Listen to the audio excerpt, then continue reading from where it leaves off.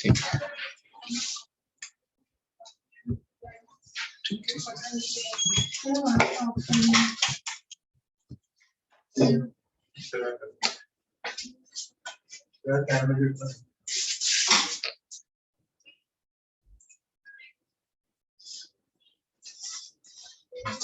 जी।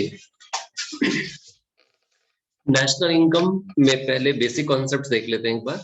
Revision type का है ये बेसिक कॉन्सेप्ट। सबसे बेसिक कॉन्सेप्ट जो है meaning of final goods and intermediate goods. Final goods क्या होती हैं और इंटरमीडिएट गुड क्या है, कुछ आइडिया है बच्चे आपको? आप नहीं बताइएगा। हाँ बताइए बच्चे। सर फाइनल गुड जो होते हैं जो बाउंड्री लाइन को क्रॉस कर चुके होते हैं, इसमें कोई वैल्यू ऐड नहीं होनी होती। हाँ। इंटरमीडिएट गुड्स होते हैं जिसमें और वैल्यू ऐड हो सकती है। ठीक है। फाइनल गुड्स सर कंजम्पशन के लिए होते हैं, इंटरमीडिएट रीसेल या फिर इन्वेस्टमेंट प्रोडक्शन बाउंड्री। बच्चे ने बोला कि इंटरमीडिएट गुड जो होती हैं वो रीसेल के लिए यूज होंगी और किसके लिए? हाँ इन्वेस्ट। ठीक। ये किसने बताया कॉन्सेप्ट आपको? फाइनल बाउंड्री लाइन को क्रॉस कर चुके हो? टीयर जैन बुक्स पढ़ी है? सर संदीप गर्ग में वो डिफरेंस में पॉइंट है। हाँ डिफरेंस में पॉइंट है। वैसे फाइनल गुड्स की जो डेफिनेशन कॉमन है वो ये है कि refers to those good which are used in consumption or for investment। ये अच्छे से लर्न कर लीजिए डेफिनेशन, बहुत बेसिक कॉन्सेप्ट है फाइनल गुड्स का मीनिंग और इंटरमीडिएट गुड। तो final good refers to those good which use in consumption और इन्वेस्टमेंट। कंजम्पशन में जो गुड यूज होती हैं, जिनको हम यूज करते हैं, उन्हें बोलते हैं कंजम्पशन गुड। कंजम्पशन गुड्स आपके घर में यूज होते हैं। तो जितनी भी चीजें आपके घर में भी है जिनको आप यूज कर रहे हैं वो सारी की सारी कंजम्पशन गुड्स का एग्जांपल है। जो हाउस होल्ड यूज करते हैं, consumption good refers to those good which satisfied wants of the consumer directly. जो गुड्स हमारी वांट्स को डायरेक्टली सेटिस्फाइड करते हैं वो कंज्यूमर गुड्स होते हैं। घर में जितने भी गुड्स हैं सबकी सब कंजम्पशन गुड्स ही है। ठीक, यानी कि जो हाउस होल्ड यूज करता है, जो फैमिली यूज करती है। इन्वेस्टमेंट में जो गुड यूज होती है उन्हें हम कैपिटल गुड बोलते हैं, कैपिटल गुड्स बोलते हैं। और हाँ कैपिटल गुड्स बोलते हैं। और कैपिटल गुड क्या होती हैं? Those good which help in the production of another goods and services, जिनकी हेल्प से हम दूसरी गुड्स बनाते हैं। एग्जाम्पल एक ले लीजिए, मशीन वगैरह। इस एग्जाम्पल इसका ले लेते हैं। मान लीजिए आपकी मदर ने एक जूस की मशीन परचेज की, तो वो जूस की मशीन से हम जूस बनाते हैं और फैमिली पीती है, वो कंज्यूमर गुड का एग्जांपल हो गया। ठीक है, वो जस्ट फैमिली की वांट को सेटिस्फाइड कर रहा है। और अगर आप वही जूस की मशीन लेकर आप मार्केट में बैठ जाएं और जूस निकालकर बेचें, तो वो अब उससे जूस बनाकर हम बेच रहे हैं, पैसे अर्न कर रहे हैं, तो उस जूस की मशीन को हम बोलेंगे वो कैपिटल गुड है। तो गुड्स वही है, डिपेंड कि उससे चीजें बनाकर आप बेचते हैं कि अपनी वांट को फुलफिल करते हैं। अगर अपनी वांट को फुलफिल करते हैं तो कंज्यूमर गुड है, अगर चीज बनाकर आगे बेच रहे हैं तो वो कैपिटल गुड हो गई।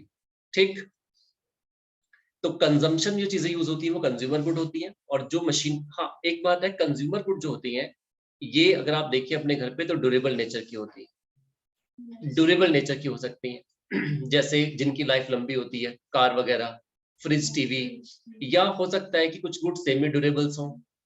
सेमी ड्यूरेबल मींस हो गया, मान लीजिए जो चीजें बहुत लंबी लाइफ नहीं होती, क्लॉथ वगैरह। या हो सकता है कि नॉन ड्यूरेबल हो। नॉन ड्यूरेबल गुड्स कैसी होती हैं? जो सिंगल एक्ट ऑफ कंजम्पशन में यूज्ड अप हो जाती है, जैसे टी, मिल्क वगैरह हो गया, राइस हो गया, फूड आइटम्स हो गए। और सर्विसेज भी कंज्यूमर कंज्यूम करता है, जैसे मैं आपको सर्विसेज दे रहा हूँ, तो सर्विसेज नॉन टेंजिबल गुड्स है जो कंज्यूमर की वांट को सेटिस्फाइड करती है।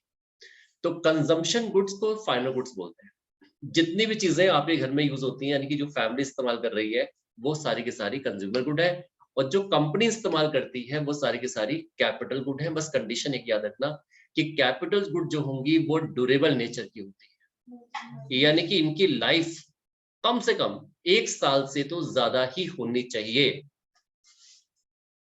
ये कंडीशन है कि कैपिटल गुड की लाइफ 1 साल से ज्यादा होना कंपलसरी है। आगे क्लियर करूंगा भी टॉपिक में और ज्यादा। तो जैसे बस परचेज बाय स्कूल, तो बस की लाइफ तो कई साल होती है, तो वो कैपिटल गुड है। स्कूल मतलब फर्म, प्रोडक्शन यूनिट, बस मतलब कैपिटल गुड का एग्जांपल हो गया, ठीक। और taxi purchase by Ola cab, वो कैपिटल गुड हो गई। अब ओला कैब की टैक्सी तो 5-6 साल चलेगी। तो ऐसी चीजें जो मशीन फर्म यूज करती है लेकिन उसकी लाइफ लंबी होती है, वो ड्यूरेबल नेचर की हो, तो वो हमेशा फाइनल गुड्स कंसीडर की जाएंगी। तो फाइनल गुड्स दो टाइप की हो गई, कंज्यूमर गुड और कैपिटल गुड। कंज्यूमर गुड और कैपिटल गुड। कैपिटल गुड मतलब मशीन वगैरह हो गया जिनकी लाइफ 1 साल से ज्यादा होनी चाहिए। तो कंज्यूमर गुड और कैपिटल गुड को मिला के बोलते हैं हम लोग फाइनल गुड्स। और इंटरमीडिएट गुड्स कौन सी होंगी? जो या तो रीसेल में यूज हो। रीसेल मतलब अब आप शॉप पे गए, आपने बोला अंकल चिप्स का पैकेट देना, तो अंकल से आपने चिप्स का पैकेट लिया है, ये कंज्यूमर गुड हो गई, ठीक, आप कंज्यूमर हैं। लेकिन अंकल ने चिप्स का पैकेट लिया है, किस लिए लिया है? आगे रीसेल करने के लिए।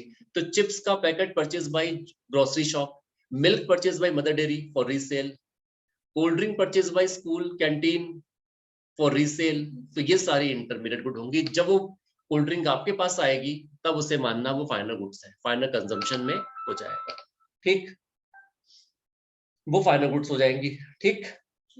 आगे चलते हैं। एक कंडीशन रीसेल, यानी कि जो चीजें रीसेल में यूज हो रही हैं वो सारी की सारी इंटरमीडिएट गुड कंसीडर की जाए, रीसेल में यूज होती हैं। और सेकंड, दूसरी कंडीशन है कि एक तो रीसेल और एक है used up. In the used up, हाँ, further production the same, used up for further production in same year. दूसरी गुड्स को बनाने में वो यूज्ड अप हो जाए। जैसे मान लीजिए आप जूस बनाते हैं, तो हमने एक कैपिटल गुड ली, यानी कि जूस की मशीन ली और मैं मार्केट में बैठ गया। अब जूस की मशीन में, अब जूस की मशीन से तो जूस बनेगा नहीं, उसमें डालने पड़ेंगे फ्रूट्स हमें। तो जो फ्रूट्स हम डालते हैं जिनसे जूस निकलता है, जूस हो गया फाइनल गुड जो आप कंज्यूम कर रहे हो, और फ्रूट्स हो गए इंटरमीडिएट, यानी कि फ्रूट्स यूज्ड अप हो जाएंगे जूस को बनाने में। मशीन यूज्ड अप नहीं होगी। तो जूस को दो चीजें बनाएंगी, एक तो फ्रूट्स बनाएंगे, एक जूस की मशीन बनाएगी। तो जूस की जो मशीन है वो कैपिटल गुड है, वो सालों साल चलेगी, वो फाइनल है। लेकिन जो मैंगो डालते हो आप उसके अंदर, या जो फ्रूट्स डालते हैं, वो इंटरमीडिएट है, उनसे जूस बनता है, वो यूज्ड अप हो जाती है। यानी कि इंटरमीडिएट गुड वो होती है दूसरी गुड्स को बनाने में कंप्लीटली यूज्ड अप हो जाए, अपनी आइडेंटिटी लूज कर दे, खत्म हो जाए, फना हो जाए। जूस की मशीन अपनी आइडेंटिटी लूज नहीं करती, वो अपनी आइडेंटिटी, अपनी पहचान को मेंटेन रखती सालों साल। लेकिन जो फ्रूट्स आप डालते हैं वो यूज्ड अप हो जाते हैं। तो ऐसी चीजें जो यूज्ड अप हो जाती हैं उन्हें हम बोलते हैं इंटरमीडिएट। फाइनल गुड्स को बनाने में, अब आमलेट, अंडा खाते हैं, आमलेट खाते हैं, तो आमलेट कैसे बनता है? आमलेट को बनाने में पहले वो ओनियन डालता है, थोड़ा सा फिर ऑयल डालता है, बटर डालता है, फिर उसमें अंडा डालता है, स्पाइसेस, मसाले, सॉल्ट वगैरह डालता है, वो सब इंटरमीडिएट है। और फाइनल क्या है? जो ऑमलेट आपके पास बना, वो सब चीजें यूज्ड अप हो गई हैं ऑमलेट को बनाने में। तो ऑमलेट आपके हाथ में आया, वो इंटरमीडिएट है। और जो, हाँ, वो फाइनल गुड्स हो गई। और जो चीजें इसमें यूज्ड अप हो गई हैं वो सब इंटरमीडिएट हो गई। आप मोमोज खाते हैं, मोमोज को बनाने में कितनी चीजें लगती है? जो वेजिटेबल्स मोमोज के अंदर होती है, मैदा वगैरह, वेजिटेबल्स वगैरह, वो सब इंटरमीडिएट है। और जो मोमोज बनकर सामने आते हैं वो फाइनल गुड्स होगी आपके सामने। और जो मोमोज का स्टीमर होता है वो कैपिटल गुड है। मोमोज के अंदर वो स्टीमर नहीं चला जाता लोहे का, वो अलग रहता है, वो कैपिटल गुड है। और जो वेजिटेबल्स हैं वो इंटरमीडिएट गुड है। जो मोमोज बनकर आते हैं वो फाइनल गुड्स हो गई, वो कंज्यूमर गुड है, ठीक। तो फाइनल गुड्स की डेफिनेशन ये हो गई कि the goods which used in consumption और इन्वेस्टमेंट, और गुड्स यूज्ड इन रीसेल और used up in the further production in the same year. उसी 1 साल में कंप्लीटली यूज्ड अप होना जरूरी है। 1 साल के अंदर अंदर ये कैपिटल गुड है, ये 1 साल में यूज्ड अप नहीं होती। एक मशीन कई साल चलती है, ये कैपिटल गुड है। अगर कोई ऐसी गुड्स है जो उस 1 साल में यूज्ड अप नहीं हुई, मान लीजिए कि हम जूस बनाते हैं और हमने अनार ले लिए बहुत सारे, तो 50 किलो अनार ले लिए, तो 20 किलो अनार उस 1 साल में यूज्ड अप हो गए जूस बनाने में। अब 30 केजी बच गए जो उस 1 साल में, यानी कि 1 अप्रैल से लेकर 31 मार्च के बीच में यूज नहीं हो पाया, लॉकडाउन लग गया। अब वो स्टॉक है, उसको हम कैपिटल गुड कंसीडर करेंगे, यानी कि वो फाइनल कंसीडर की जाएंगी उस साल के लिए, उसको इन्वेस्टमेंट माना जाएगा प्रोड्यूसर्स का। तो जो भी गुड्स हम परचेज करते हैं जिनसे हम दूसरी गुड्स बनाएंगे, जो हमारा रॉ मटेरियल है, वो रॉ मटेरियल 1 साल के अंदर पूरा का पूरा यूज्ड अप होना जरूरी है। अगर वो यूज्ड अप नहीं हो पाया तो हम कंसीडर करेंगे उसको कि वो कैपिटल गुड होंगी। तो 1 साल के अंदर अंदर दूसरी गुड्स बनाने में यूज्ड अप होना जरूरी है। ठीक, अगर 1 साल के अंदर यूज्ड अप नहीं हुआ तो कैपिटल गुड होगी, उसे इन्वेस्टमेंट कंसीडर करेंगे। तो फाइनल गुड वो हो गई जो घर में यूज होती हैं, कंजम्पशन गुड, या वो गुड्स हो गई जो बिजनेसमैन यूज करता है दूसरी गुड्स को बनाने में, लाइक बड़ी बड़ी मशीनें और प्लांट। जैसे ये डेस्क आपके देखो क्लास में पड़े हुए हैं, ये कैपिटल गुड है। ये फर्म है, ये कंपनी है, प्रोडक्शन यूनिट है। ये डेस्क 1 साल में यूज हो जाएंगे? नहीं। बच्चा बैठता है, कितने साल से चल रहे हैं? 4-5 साल से बच्चा ही देख रहा है, 10 साल से हम देख रहे हैं। ये डेस्क 10 साल से वैसी की वैसी ही है, तो ये कैपिटल गुड हो गई। ये जो मार्कर हम यूज करते हैं, ये मार्कर 1-2 महीने में खत्म हो जाता है, ये इंटरमीडिएट गुड है। और ये डेस्क फाइनल गुड्स हो गई। अब इसे घर में परचेज कीजिए अगर आप, तो कंज्यूमर गुड हो जाएगी। तो घर में यूज होने वाली A to Z चीजें कंज्यूमर गुड है, और कंजम्पशन गुड और कैपिटल गुड ये दोनों हो गई फाइनल गुड्स। और रीसेल के लिए जो गुड्स परचेज की जाती हैं और यूज्ड अप, आप वेजिटेबल्स लेते हैं, घर के नीचे अंकल का आवाज मारते हैं, अंकल वेजिटेबल्स दे दीजिए, तो अंकल ने वेजिटेबल परचेज की है, इसलिए आगे आपको बेचने के लिए, तो उसके लिए इंटरमीडिएट है। जब वेजिटेबल आप परचेज करेंगे तब फाइनल बनेंगी वो। तो ये नेशनल इनकम का बहुत बेसिक चीज है कि फाइनल गुड्स क्या होती हैं और इंटरमीडिएट गुड क्या होती हैं। तो अब ये नहीं कहना कि बाउंड्री लाइन को क्रॉस कर जाए, ये डेफिनेशन कॉलेज वगैरह में चलती है। यानी कि इंटरमीडिएट गुड जो होती हैं वो बाउंड्री लाइन के भी अंदर होती है, अभी उसमें वैलिडेशन होना बचा हुआ है। फाइनल गुड्स प्रॉपर तैयार होती हैं, मोमोज सामने आते हैं, तैयार है, वो अपनी बाउंड्री लाइन क्रॉस कर चुके हैं, अब बस खाने की देर है उनकी। ठीक, लेकिन जब हम लेके आते हैं वेजिटेबल मैदा वगैरह, वो वेजिटेबल्स वगैरह, वो अभी बाउंड्री लाइन के काफी अंदर है, अभी प्रोडक्शन शुरू नहीं हुआ। तो ये गुड फाइनल कंजम्पशन गुड हो गई, कैपिटल गुड और इन्वेस्टमेंट और यूज्ड अप और रीसेल जो चीजें यूज होती हैं वो सब की सब इंटरमीडिएट गुड कंसीडर की जाएंगी। ठीक, यानी कि जो फाइनल गुड्स होती है इनकी जो डिमांड होती है, जैसे कैपिटल गुड की डिमांड जो होती है ये डिराइव डिमांड होती है। डिराइव डिमांड मतलब कि अगर आप जूस की डिमांड करते हो जो कि डायरेक्ट डिमांड है, लेकिन जो कैपिटल गुड होती है इनकी डिमांड डिराइव डिमांड होती है। डिराइव मतलब अगर आप जूस की डिमांड कर रहे हैं तो अल्टीमेटली माना जाए कि आप जूस की मशीन की डिमांड कर रहे हैं। ठीक, ये डेस्क की डिमांड आपने नहीं की, आपने ट्यूशन की डिमांड की, तो ट्यूशन के डेस्क का होना जरूरी था, इसका मतलब आपने डायरेक्टली डेस्क की डिमांड भी की है। तो हम बच्चे के बैठने की डेस्क लेके आएंगे तब ट्यूशन स्टार्ट हो पाए। ठीक, तो कैपिटल गुड की डिमांड जो होती है थोड़ी डिराइव डिमांड होती है, इनडायरेक्ट डिमांड होती है, और कंजम्पशन गुड्स की डिमांड थोड़ी डायरेक्ट होती है।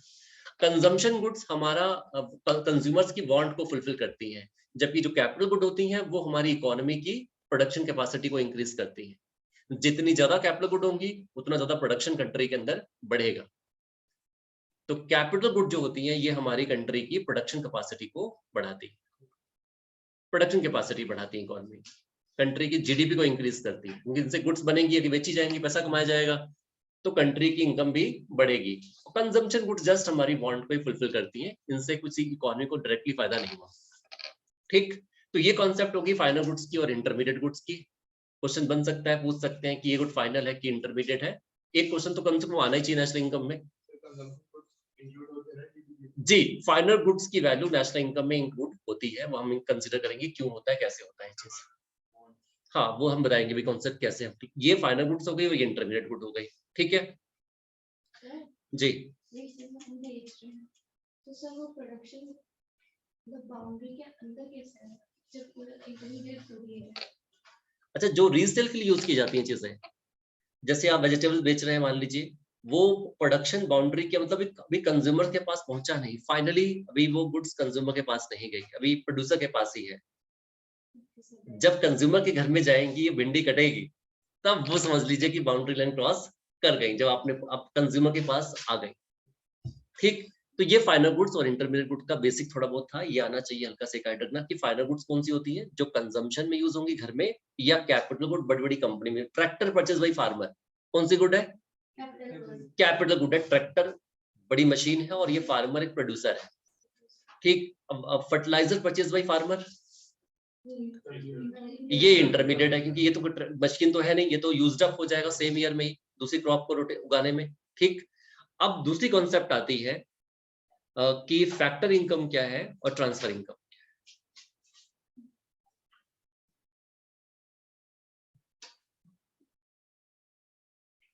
फैक्टर इनकम और ट्रांसफर इनकम, छोटी सी कॉन्सेप्ट ये भी है।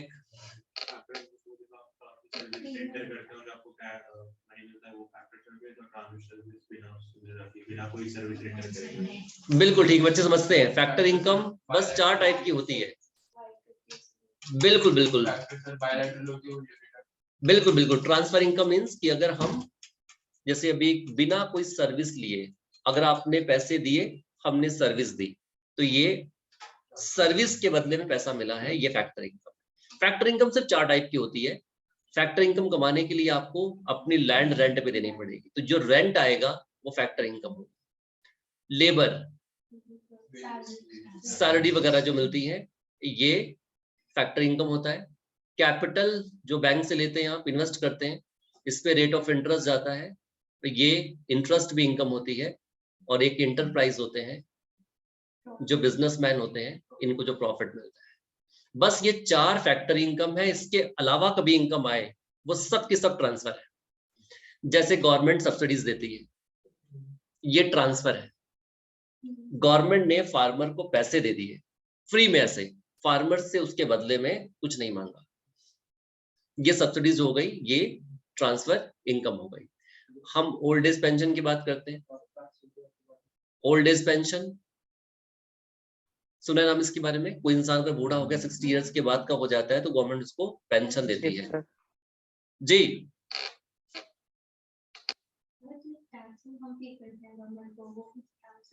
टैक्सेस जो हम गवर्नमेंट को देते हैं वो सबके सब ट्रांसफर पेमेंट है। ये टैक्सेस के बदले में गवर्नमेंट हमें पर्सनली कोई सर्विस देने का वादा नहीं करती। ठीक, तो ओल्ड एज पेंशन मान लीजिए किसी की 60 इयर्स के ऊपर हो जाती है और 60 ईयर होने के बाद गवर्नमेंट को 2000 रुपए हर महीने पेंशन देती है, इसको ओल्ड एज पेंशन बोलता है, ट्रांसफर पेमेंट। मतलब ऐसा पेमेंट जिसके बदले में कोई सर्विस नहीं दी गई है, वो सब का सब ट्रांसफर। डोनेशन वगैरह जैसे एग्जांपल हो गया, डोनेशन वगैरह हो गई, चैरिटी हो गई, वो कॉम्पनसेशन ऑफ एम्प्लॉय का पार्ट है। वो कॉम्पनसेशन ऑफ एम्प्लॉयज का पार्ट होगा, वो सैलरी में से कटता है, सैलरी में से आता है, वो फैक्टर इनकम में आएगा, सैलरी के कंपोनेंट्स हो जाएंगे। ठीक, चैरिटी वगैरह हो गई, डोनेशन हो गई, ओल्ड एज पेंशन हो गई, ये सब चीजें ट्रांसफर इनकम में आएंगी। पापा से आपने पॉकेट मनी ले ली, ये ट्रांसफर इनकम है। पापा से पॉकेट मनी लेते हैं तो पापा को सर्विस देते हैं? कोई नहीं देते हैं, अर्निंग नहीं है वो आपकी, वो रिसिप्ट कॉन्सेप्ट है। जस्ट रिसिप्ट लिए पापा से आपने पापा से कहा पॉकेट मनी दे दीजिए, तो जो पॉकेट मनी मिलती है वो ट्रांसफर इनकम हो गई आपकी। डोनेशन वगैरह आप देते हैं तो ये आपका ट्रांसफर इनकम है। फैक्टर इनकम सिर्फ 4 दुनिया में है, रेंट, इंटरेस्ट, सैलरी और प्रॉफिट। बस ये 4 ही फैक्टर इनकम है, इसके अलावा कोई फैक्टर इनकम बनी ही नहीं है अभी तक। पूरे वर्ल्ड में सिर्फ 4 ही है। फैक्टर इनकम का 5वां एग्जाम्पल आज तक नहीं है। 4 ही फैक्टर्स ऑफ प्रोडक्शन होते हैं, जब ये फैक्टर्स दिए जाते हैं उसके बदले में ये पैसे मिलते हैं। ठीक, ये फैक्टर इनकम अथवा ट्रांसफर इनकम है। अच्छा, सुना होगा आपने फैक्टर कॉस्ट के बारे में, क्वेश्चंस भी एग्जांपल में आया था, फैक्टर कॉस्ट और मार्केट प्राइस।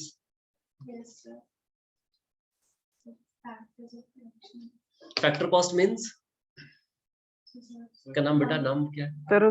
गुड को बनाने में कितना पैसा लगा है? जी जी जी, बिल्कुल ठीक है सूरज जी, बिल्कुल ठीक बताया बच्चे ने। फैक्टर कॉस्ट का मतलब बेटा इतना सिंपल समझना, आप रेस्टोरेंट में जाते हैं, आपने देखा कि शोरूम में जाके सर टी शर्ट कितने की है, शर्ट देखी, शर्ट में टैग लगा होता है, उसमें उसके प्राइस लिखे होते हैं। तो जो प्राइस वहां पे लिखा है टैग के ऊपर, यानी कि आप रेस्टोरेंट में खाना खाने के लिए गए, मेनू कार्ड मिला, उसमें लिखा था पिज्जा, पिज्जा कितने का है? 500 रुपए का।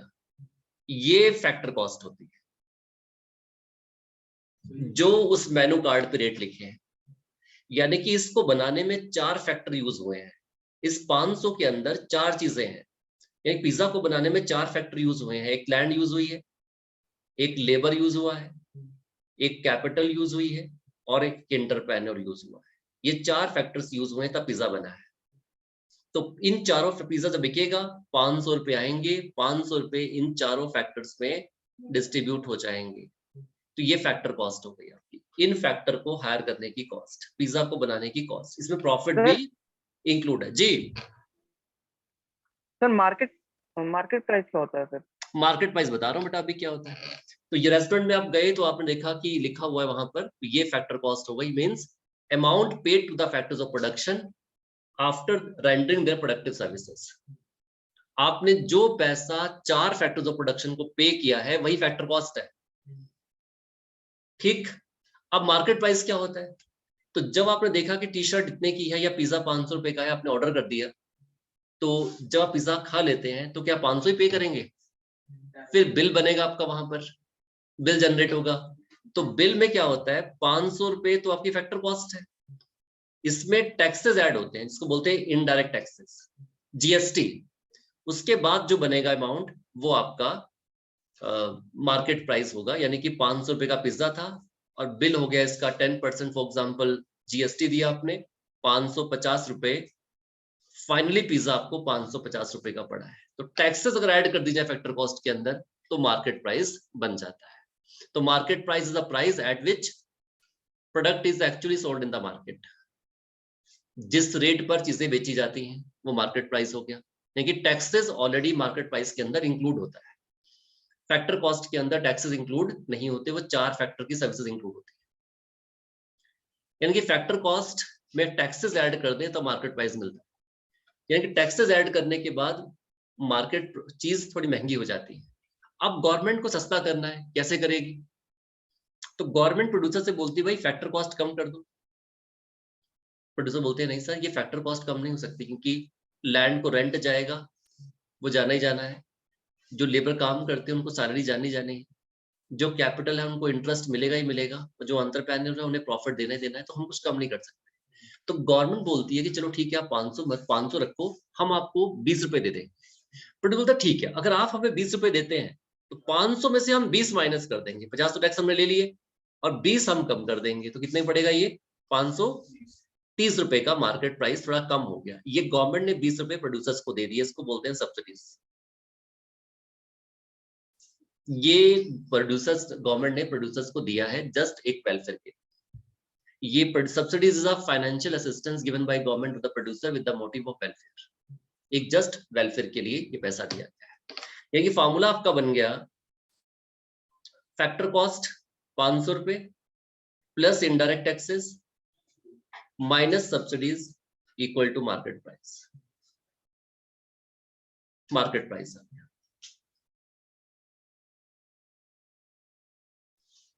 एमसीक्यू बन सकता है कि फैक्टर कॉस्ट मार्केट प्राइस के इक्वल कब होगा?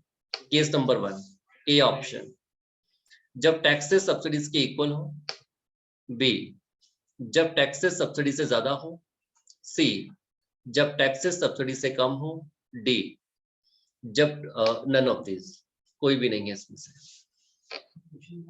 क्वेश्चन ये है कि फैक्टर कॉस्ट मार्केट प्राइस के इक्वल कब होगा? टैक्स और सब्सिडीज इक्वल हो जाए, ये दोनों कैंसिल हो जाए, तब ये हो सकता है। ए ऑप्शन ठीक। तो इससे क्वेश्चन बन सकते हैं, या वो पूछ सकते हैं कि फैक्टर कॉस्ट मार्केट प्राइस से ज्यादा कब होगा, किस केस में? फैक्टर कॉस्ट ज्यादा है, नहीं सब्सिडीज ज्यादा होनी जरूरी है। मामला आपके सामने है। मान लेते हैं कि फैक्टर कॉस्ट 500 रुपए है, अब इसमें से गवर्नमेंट ने टैक्सेस लिए 50 रुपए, सब्सिडीज दे दी 100 रुपए, तो कितना आ जाएगा ये?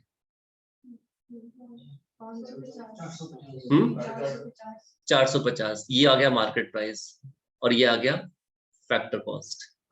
तो फैक्टर कॉस्ट मार्केट प्राइस से ज्यादा कब होगा?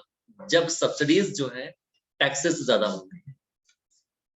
अगर टैक्सेस ज्यादा है तो मार्केट प्राइस ज्यादा होगा, अगर सब्सिडीज ज्यादा है तो फैक्टर कॉस्ट ज्यादा होगा। कि जितनी ज्यादा सब्सिडीज होंगी उतना ही कम मार्केट प्राइस होगा। तो ऐसे क्वेश्चन बन सकते हैं, बड़े सिंपल से हैं ये, बहुत ज्यादा मुश्किल नहीं है, लेकिन इस तरह से बनाया जा सकता है क्वेश्चन, पता होना चाहिए बच्चे। हमने हिंट ले लिया यहाँ पर। इसके बाद आगे आइए जरा, तो ये फैक्टर कॉस्ट था, फॉर्मूला तैयार हो गया, आपने देख लिया कि factor cost plus indirect taxes minus subsidies equals to market price पता होना चाहिए। ठीक आदि जी, ठीक है, पॉइंट की नोट कर लिया फॉर्मूला। इसको हम बोलते हैं NIT, net indirect taxes, net indirect taxes.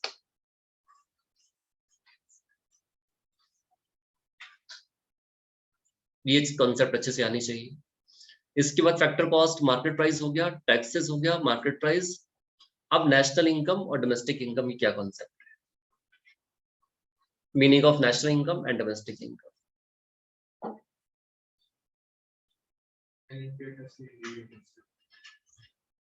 हाँ, नेशनल इनकम का मीनिंग, डोमेस्टिक इनकम। कौन बताएगा बच्चा आप में से? Meaning of national income. Sir domestic income वो होती है जो अपनी अपनी ही कंट्री में मतलब जो भी 3 सेक्टर्स ऑफ डोमेस्टिक इकोनॉमी है, वो प्राइमरी, सेकेंडरी और टर्शरी, इन तीनों की जो भी फाइनल आउटपुट है उसको ऐड करके डोमेस्टिक प्रोडक्ट निकलता है। और अगर उसमें हम क्या कहते हैं इनकम फ्रॉम अब्रॉड को ऐड कर देते हैं, वो नेशनल इनकम। ठीक है, सही बच्चे ने बताया, बिल्कुल ठीक है, सही बच्चे ने आंसर दिया। टीआर जैन के अकॉर्डिंग तो बिल्कुल ठीक यही है, यही बात है। कौन सा स्कूल था बेटा?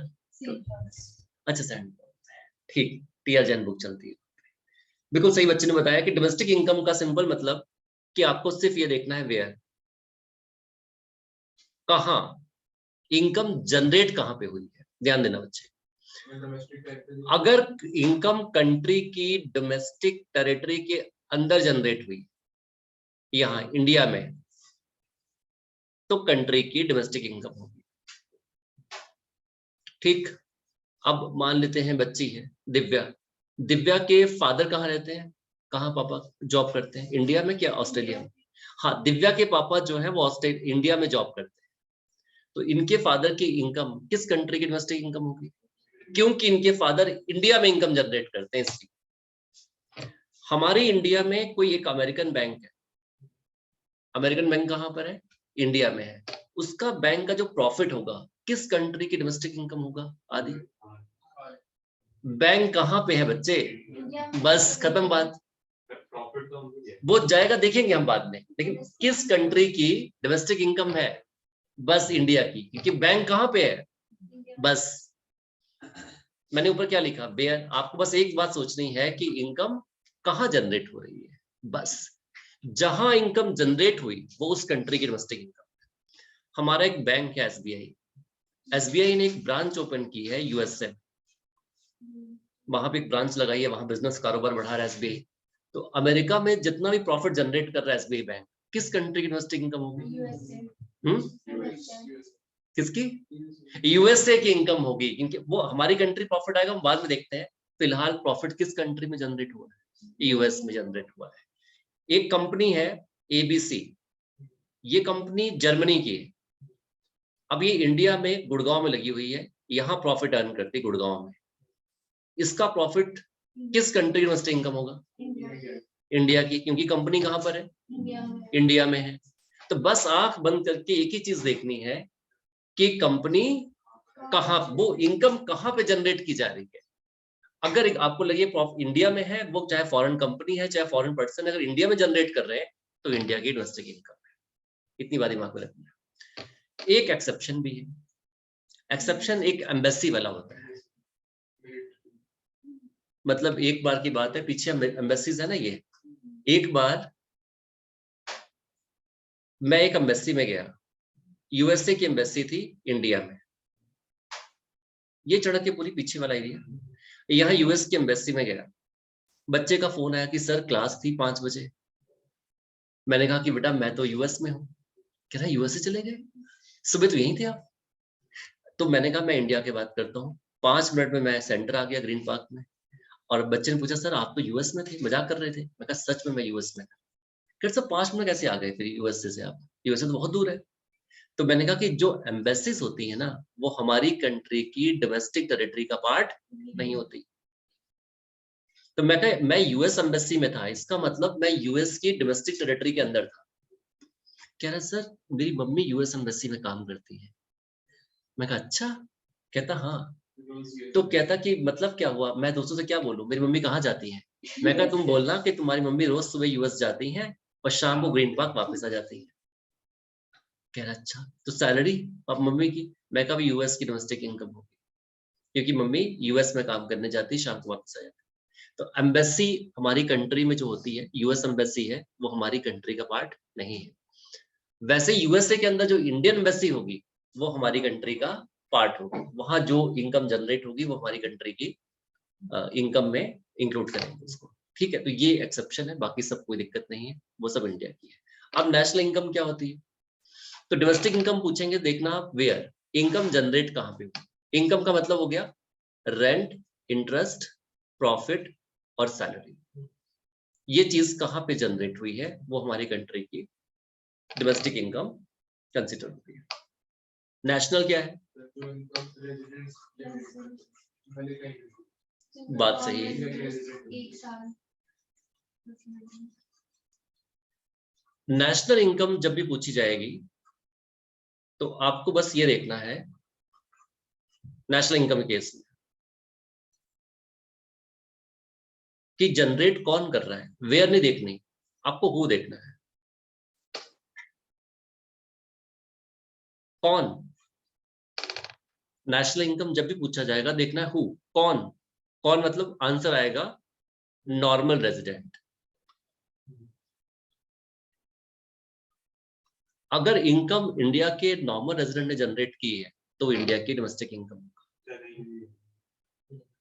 ठीक, इंडिया की अगर नॉर्मल रेजिडेंट ने जनरेट की है तो इंडिया की नेशनल इनकम कंसीडर करें। ठीक, तो दिव्या के पापा जो है वो उनकी इनकम इसी कंट्री की डोमेस्टिक इनकम है, क्योंकि कंट्री में जनरेट हो रही है। और दिव्या के पापा इंडिया के नॉर्मल रेजिडेंट है कि पाकिस्तान के, इनके पापा इंडिया के नॉर्मल रेजिडेंट है, तो इनके पापा की इनकम इंडिया की नेशनल इनकम भी होगी। दो कॉन्सेप्ट हो गए। तो बाय चांस की बात है कि जो डोमेस्टिक इनकम है वो नेशनल इनकम भी होती है। थोड़ा सा डिफरेंस होता है इन दोनों के अंदर, यानी कि हम सबके फादर की इनकम कंट्री की डोमेस्टिक इनकम भी होगी, और हम क्योंकि हमारी कंट्री के अंदर जनरेट हो रही है, और हम सबके फादर की इनकम कंट्री की नेशनल इनकम भी होगी, क्योंकि हम सबके फादर कंट्री के नॉर्मल रेजिडेंट भी हैं। कौन होता है नॉर्मल रेजिडेंट? नॉर्मल रेजिडेंट बनने के लिए किसी भी कंट्री में आप 1 साल तक उस कंट्री में रहे, कम से कम 1 साल कंप्लीट कर लें आप। accommodation and earning in the same area. बिल्कुल, आप किसी भी कंट्री में 1 साल तक रहे, प्लस आपका जो इकोनॉमिक इंटरेस्ट है, इकोनॉमिक इंटरेस्ट का मतलब है कि वहां पे कुछ अर्निंग कीजिए, स्पेंडिंग कीजिए, कुछ खर्चा कीजिए और सेविंग कीजिए। तो किसी भी कंट्री में अगर आप 1 साल तक रुक जाते हैं और आपका इकोनॉमिक इंटरेस्ट उस कंट्री में है, कुछ कमाई वमाई शुरू कर देते हो अगर आप, तो आप उस कंट्री के नॉर्मल रेजिडेंट बन जाते हैं। सिटीजन नहीं बनेंगे, वो एक अलग कॉन्सेप्ट होती है, वो फिर अलग कॉन्सेप्ट चली जाएगी। आप सिर्फ नॉर्मल रेजिडेंट एनआरआई बने। बताता हूँ। अब वो जो दोस्त स्टूडेंट मेरा यहाँ रहता है, उसकी मम्मी कहाँ जॉब करने जाती है? अमेरिकन एम्बेसी में। तो उनकी इनकम अमेरिका की डोमेस्टिक इनकम ऐड होगी, लेकिन उनकी मम्मी किस कंट्री की रेजिडेंट है? इंडिया की रेजिडेंट है। तो उनकी मम्मी की जो इनकम है वो हमारी कंट्री की नेशनल इनकम में ऐड होगी, उसको बोलेंगे फैक्टर इनकम फ्रॉम अब्रॉड, क्योंकि उसकी मम्मी हमारी कंट्री की रेजिडेंट है। वो काम करने यूएस जाती है, सुबह और शाम को ग्रीन पार्क वापस आ जाती है, बात अलग। तो डोमेस्टिक इनकम उस कंट्री की, नेशनल इनकम हमारी कंट्री की। हाँ, यूएस का कोई पर्सन अमेरिका के अंदर इंडियन एम्बेसी में जॉब करता है, तो उसकी इनकम हमारी कंट्री की डोमेस्टिक इनकम में, और नेशनल उस कंट्री की, क्योंकि वो उसी कंट्री का रेजिडेंट है। ठीक है, तो रेजिडेंट, नॉर्मल रेजिडेंट की मीनिंग हो गया कि पर्सन कंट्री में 1 साल रहिए, plus centre of economic interest भी वो कंट्री होना चाहिए जहां पर आप रहते हैं, और अर्निंग, स्पेंडिंग और सेविंग जैसा बेसिक काम उस कंट्री में आप करें। ठीक, यानी कि हम सबके फादर की इनकम कंट्री की नेशनल इनकम भी है, कंट्री की डोमेस्टिक। यानी कि अगर हमें नेशनल इनकम निकालनी है तो कुछ नहीं करना पड़ेगा आपको, ये डोमेस्टिक इनकम की इक्वल ही होगी। बस एक काम करो, हाँ हमें करना है कि डोमेस्टिक इनकम में से आपको माइनस कर देना है उनकी इनकम जो कंट्री की नॉन रेजिडेंट है। यानी कि जो इंसान हमारी कंट्री में 6-7 महीने से रह रहा है, कितने महीने से रह रहा है, मान लीजिए कोई चाइनीज हमारी कंट्री में 6-7 महीने से रहता है, तो उसकी इनकम, वो हमारी कंट्री का रेजिडेंट तो है नहीं, उसकी इनकम हमारी कंट्री की डोमेस्टिक इनकम में ऐड हो रही थी क्योंकि हमारी कंट्री में रह रहा है। ठीक, अब वो कंट्री में 6 महीने से रह रहा है तो उसकी इनकम माइनस करो, वो हमारी कंट्री का रेजिडेंट नहीं है तो उसकी इनकम उसी कंट्री चली जाएगी, उसको बोलेंगे factor income to abroad, factor income to abroad. और अमेरिका में कोई इंडियन रहता है, मान लीजिए वो वहां पे 6 महीने से रह रहा है, वो हमारी कंट्री का रेजिडेंट हुआ, तो उसकी इनकम हमारी कंट्री की नेशनल इनकम में, डोमेस्टिक इनकम में तो ऐड नहीं हो रही थी, लेकिन अब नेशनल इनकम में प्लस करनी पड़ेगी, plus factor income from abroad. तो ये बन गया आपका नेशनल इनकम। अब नेशनल इनकम की मतलब डेफिनेशन, ये सब रेजिडेंट्स की इनकम आ गई। डोमेस्टिक इनकम में से मैंने नॉन रेजिडेंट्स की माइनस कर दी और रेजिडेंट्स की अल्टीमेटली प्लस कर दी, तो ultimately national income, domestic income इस तरह से बन जाएगी। ठीक, तो माइनस किसकी की मैंने, हमने अपनी कंट्री में जो नॉन रेजिडेंट्स थी उनकी इनकम माइनस कर दी और रेजिडेंट्स की इनकम प्लस कर दी, तो अल्टीमेटली सब रेजिडेंट्स की इनकम बची। तो नेशनल इनकम मींस कंट्री के रेजिडेंट्स की इनकम, और रेजिडेंट्स की इनकम कंट्री के अंदर भी हो सकती है और अब्रॉड भी हो सकती है, जैसा कि बच्चा बता रहा था, कहीं भी हो सकती है, लेकिन डोमेस्टिक इनकम सिर्फ डोमेस्टिक टेरिटरी के अंदर ही। अब देखो नेशनल इनकम कहाँ पे जनरेट हो रही है, ये यूएस में जनरेट हो रही है। हमारी कंट्री, कोई पर्सन अगर यूएस जाकर रहता है 6-7 महीने, तो वो हमारी कंट्री का रेजिडेंट ही है, वहां पे अर्निंग करेगा, उस कंट्री की डोमेस्टिक इनकम होगी लेकिन हमारी नेशनल इनकम होगी। ठीक, इस तरीके से factor income to abroad and factor income from abroad, difference क्या होगा दोनों का, net factor income from abroad, net factor income from abroad, factor income from abroad minus factor income to abroad. From means, factor income means rent, interest, salary और profit का जो भी आना, rent, interest, profit और salary का factor income लिखा है to abroad. ठीक, तो नेशनल की कॉन्सेप्ट ये है कि कंट्री की, जो कंट्री के नॉर्मल रेजिडेंट्स होते हैं। अब दुबई में जो बैंक है एसबीआई का, उसका जो प्रॉफिट है दुबई के अंदर, वो किस कंट्री की डोमेस्टिक इनकम है, दुबई, हाँ डोमेस्टिक इनकम दुबई की हो गई, नेशनल इनकम इंडिया की है। बैंक वगैरह, कंपनी वगैरह हमारी कंट्री की रेजिडेंट ही मानी जाती है, वो चाहे वहां पे 10 साल काम करे। ठीक, ऑस्ट्रेलिया में जो एक अमेरिकन कंपनी काम करती है, इंडियन कंपनी काम करती है ऑस्ट्रेलिया में, उसका प्रॉफिट किस कंट्री की नेशनल इनकम में ऐड होगा, इंडिया की, factor income from abroad. Domestic income Australia की होगी। ठीक, ये पॉइंट दिमाग में थोड़ा सा रखना है इस चीज को।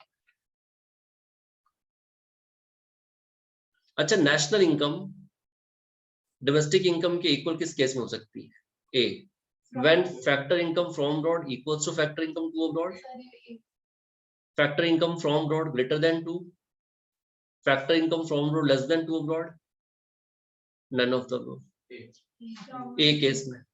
ठीक, और कब नेशनल इनकम, कब डोमेस्टिक इनकम नेशनल इनकम से ज्यादा होगी,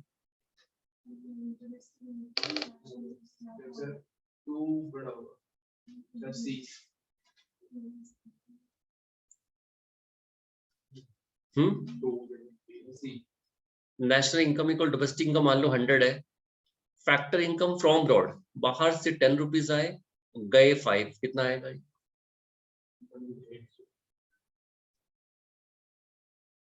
ये फ्रॉम अब्रॉड है और ये टू अब्रॉड है, कितना आ गया बच्चे, 105। डोमेस्टिक इनकम कितनी थी, 100। तो नेशनल इनकम ग्रेटर आ रही है डोमेस्टिक इनकम के, किस केस में, जब फ्रॉम ज्यादा बड़ा हो, केस 2 में। यहाँ पे ऊपर दूसरे, आप दूसरे तक ना, हाँ, तो इसका उल्टा कर लो। ठीक है, ठीक, national income, domestic income greater कब होगी, जब 2 पार्ट ज्यादा होगा, ये 2 वाला रेशियो बड़ा कर देंगे आप, बाहर पैसा ज्यादा इंडिया में कम आ रहा है। तो ऐसे क्वेश्चन पूछे जा सकते हैं, छोटे मोटे एमसीक्यू बनकर, बहुत डिफिकल्ट नहीं है। पेपर देखो डिफिकल्ट वगैरह नहीं बनेगा, ऐसा कुछ ज्यादा चांस नहीं होते, बच्चे को बेसिक बेसिक बस आना चाहिए, कॉन्सेप्ट पे है। बस कॉन्सेप्ट चीजों के क्लियर होने चाहिए, अगर वो है तो फिर ठीक है। अगर उसको एनएफआई नहीं पता, डोमेस्टिक टेरिटरी नहीं जानता है, वो नेशनल डोमेस्टिक इनकम नहीं पता, फिर नेशनल इनकम में क्वेश्चन गलत कर लेगा कंफर्म। अब ये चीजें बेसिक आपने कंप्लीट कर लिया। अब एक circular flow of income concept थोड़ी देख लो क्या होती है। सर्कुलर फ्लो ऑफ इनकम और स्टॉक एंड फ्लो, फिर आते हैं मेजरमेंट ऑफ नेशनल इनकम, कैसे नेशनल इनकम को मेजर कैसे किया जाता है।